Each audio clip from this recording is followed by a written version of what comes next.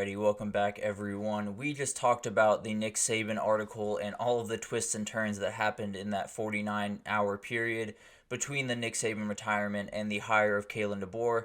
Tons of stuff we did not expect, but now we will get into some questions going into spring. There is a wild turn of events in college football over the last couple of months. There's been a ton of portal entries, there's been a ton of coaching changes. There's been a couple of teams that are thinking about leaving their conferences. So there's been a ton of stuff happening in college football, and there's a ton of questions going into spring. And I think this will likely be part one of many parts of this series because there are a ton of questions that I have that will not be answered in one segment. But let's start with the obvious one.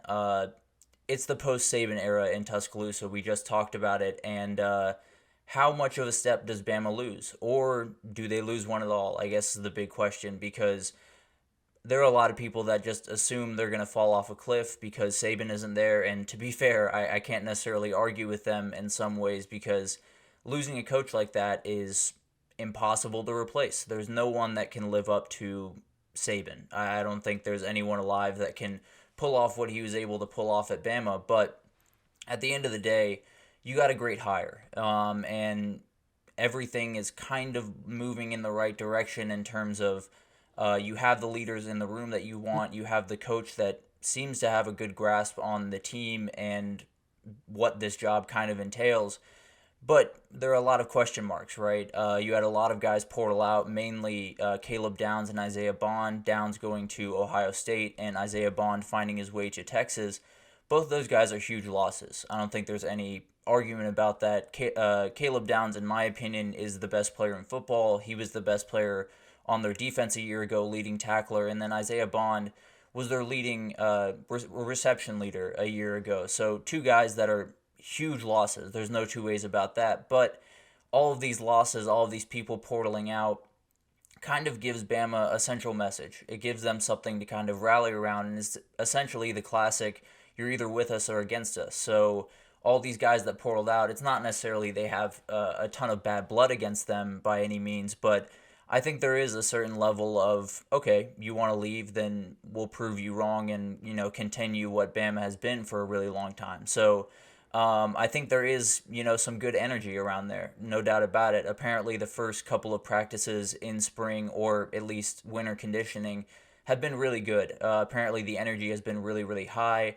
The one very interesting aspect of this is he has let media back into the practices, which is not something Saban would even dream of doing. So obviously a different approach from the guy that was there before, but not necessarily the wrong approach by any means. So it'll be very interesting to see how this spring develops for them. There is no definitive answer for sure in this spring because we won't really know how this team looks until they take the field and until we get probably a year or a year and a half into Kalen DeBoer's tenure, because a lot of the knocks on him throughout the industry and mostly Bama haters has been he can't recruit. So we'll find out very quickly if he can this spring and then going into this summer. He has a ton of guys around him that are incredible recruiters, but you do need the head coach to be as good as anyone. So it'll be interesting to see how all of that develops throughout the spring and then into the season, obviously.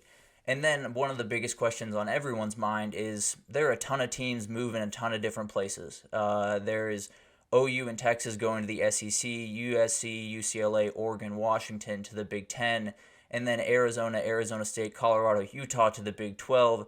And then if that wasn't enough, we have Stanford, Cal, and SMU joining the ACC.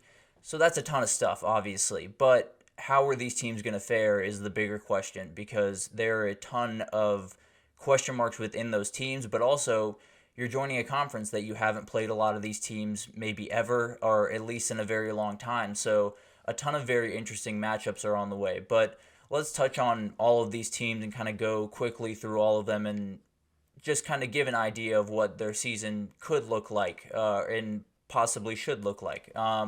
For Texas, it's all systems go in the first year of the SEC. I think anyone would tell you that they're currently the second in betting favorites to win the conference. So there are a ton of people that have a ton of faith in Texas. It's a rather favorable schedule. They do have to go to Michigan, but if you're going to go to the big house at any point, I think next year might be the best time to catch it.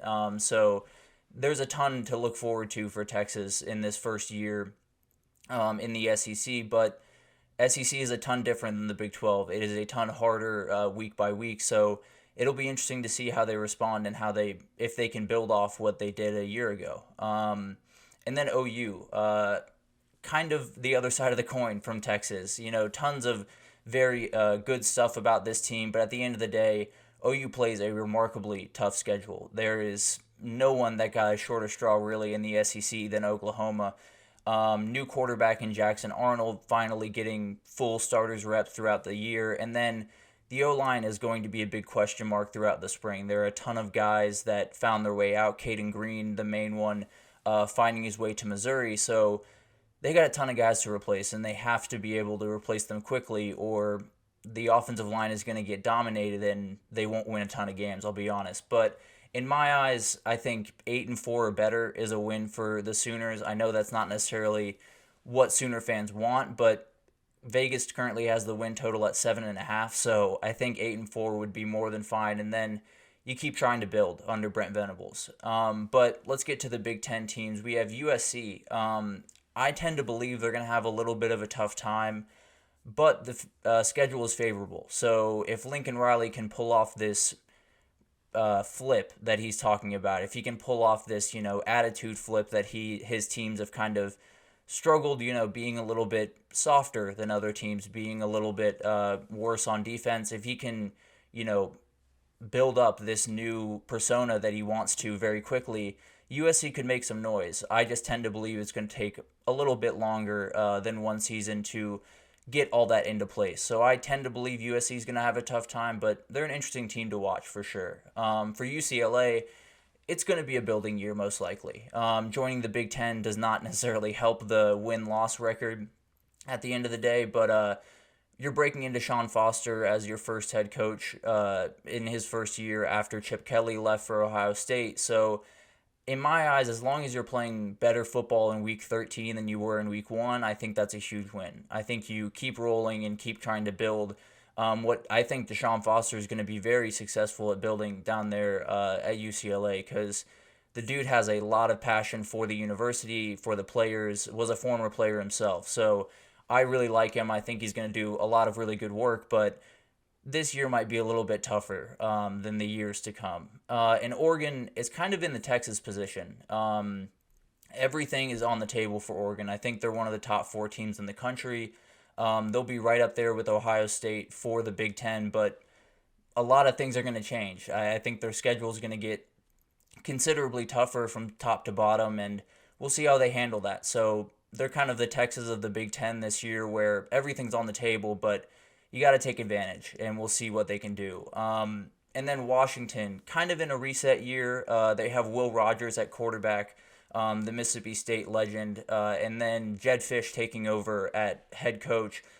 Obviously can put competitive teams on the field pretty much no matter what. The year at Arizona started very weird, and then Noah Fafita took over and everything flipped. But the problem is Noah Fafita did not follow him to Washington, so I think this is going to be a little bit of a reset year, a little bit of a rebuilding year for the Huskies, but they're capable of a lot of things, and we know Will Rogers can sling the rock like no other. So I think they could definitely make some noise. They're kind of like USC, where don't necessarily expect a lot, but there's definitely a chance that Washington can make some noise if they can keep that train rolling. And then Utah, Arizona heading to the Big 12. They should be among the top teams in the Big 12 throughout the year. I think they are going to be 2 of the teams to beat in a lot of ways. I think Kansas State's right up there with them, and Kansas State gets Arizona in Week 3. So there's a ton to look forward to with this conference. I love this conference, and we'll get into that a little bit later, but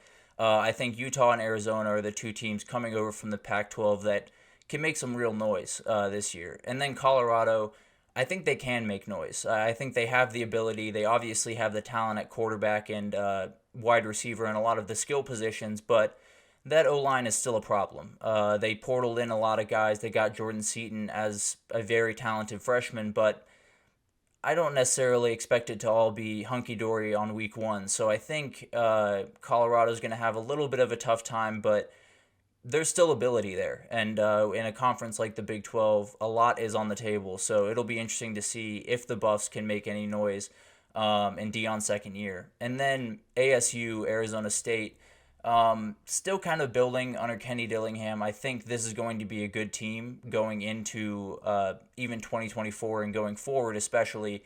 But they could definitely be a team that spoils a lot of people's fun throughout the conference because very talented Jaden Rashada going into his second year. So a ton of talent on that team, but they haven't quite put it together in terms of getting a ton of wins on the field. So I think it's going to be a tough year, but they could spoil some people's fun for sure. And then the ACC teams, Stanford and Cal are going to have a tough time. I don't think there's any real argument about that. Stanford, I think, is last in odds to win the conference. Cal towards the bottom.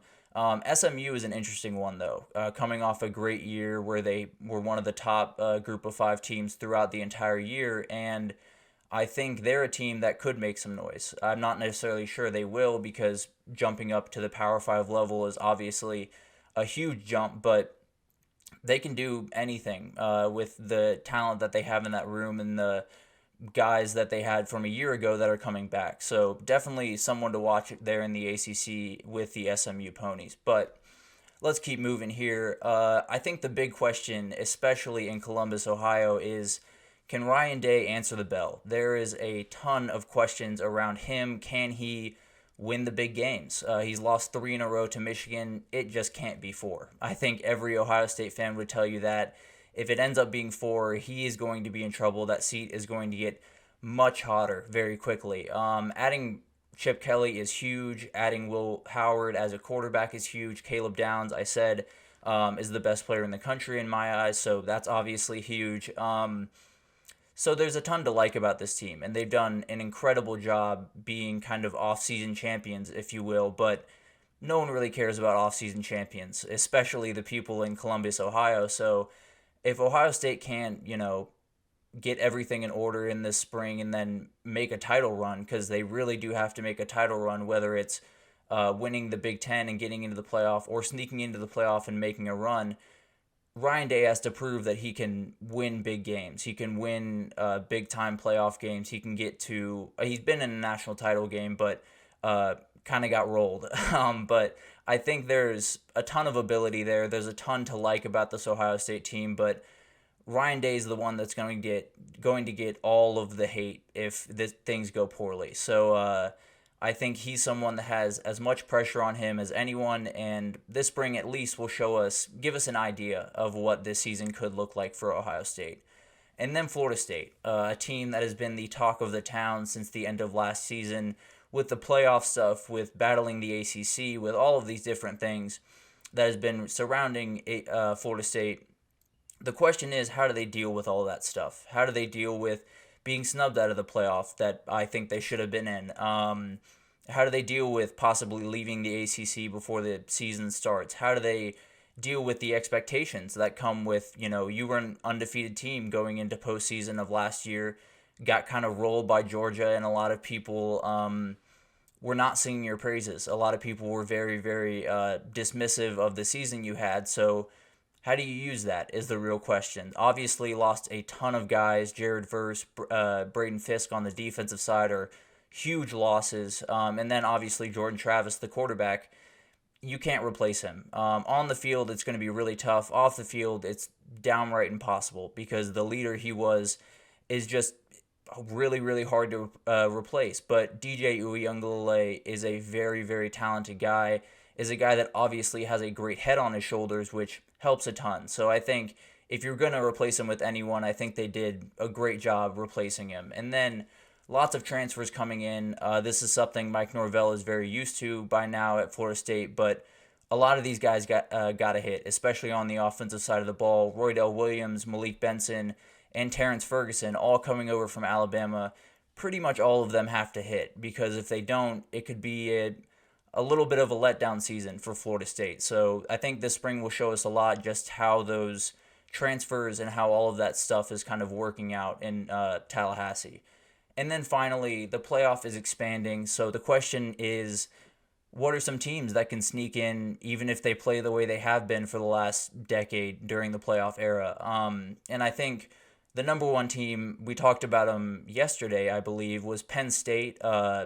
They can have another 10-2 year and sneak in. I guess it's a step forward if you're a Penn State fan. I don't know how happy they would be if they went 10-2 and then lost in the first round of the playoff, but you can get in. You can definitely get into the dance with a vintage 10-2 year from Penn State. So don't necessarily need to heighten the level of play. Just need to get into the dance and then see what happens. And then a couple of teams from the SEC that everyone's watching are Ole Miss and Tennessee. I think Ole Miss, especially with the massive portal class they brought in, I think the chance to strike is right now. I think there are a ton of teams that obviously have a good situation going into this season in the SEC, but Ole Miss has a ton going for them. Obviously, Jackson Dart is going to be huge in this, but I think Ole Miss has a chance to sneak in, and then with the offense that they're going to have, they can do a number of things. And then Tennessee, breaking in Nico Iamaleava is going to be tough. I don't think there's any doubt about that, but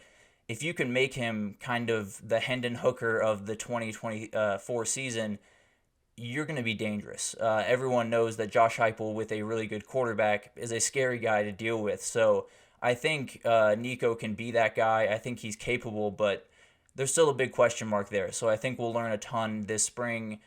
Kansas State is a team in the Big 12 that I really love that I think could sneak in just by winning the conference. They would get an automatic bid there. So I think there's a ton to like about this team. I think the game against Arizona in Week 3 will be a huge indicator. Utah's another team to watch, as we talked about earlier. And then a couple of teams that are off the map a little bit. USF, South Florida, is a major dark horse. I think they're a team in the group of 5 that could find their way in via that auto bid with Alex Golish and company kind of turning up the heat in South Florida and kind of making them a real team to deal with. And then Texas State's a very interesting team. G.J. Kinney and the staff over there brought in Jordan McLeod at quarterback, which is huge. He had an incredible year for JMU a year ago, so I think there's a lot to like about both those teams, but only one of them can get in most likely. So it's going to be a really fun field. I think there's some debate whether it'll lead to more parity or just a longer time to get to the same teams like Georgia, Alabama, all the teams that we're used to, but at the end of the day, it's more football, and I can't necessarily argue with that. So tons of questions going into this spring, tons of answers that will have to happen throughout this spring, but for right now, that's all I got. We will definitely come back to that. There are so many questions that I didn't even get a chance to answer in this one, so let me know if you have any questions, and maybe I'll get into them in the next segment. But for right now, we are going to take a little break, and then we will come back with conference title odds. FanDuel released their odds for the 2024 season, and there are some very interesting takeaways that I'd like to go through, so stick with us, and we will be right back.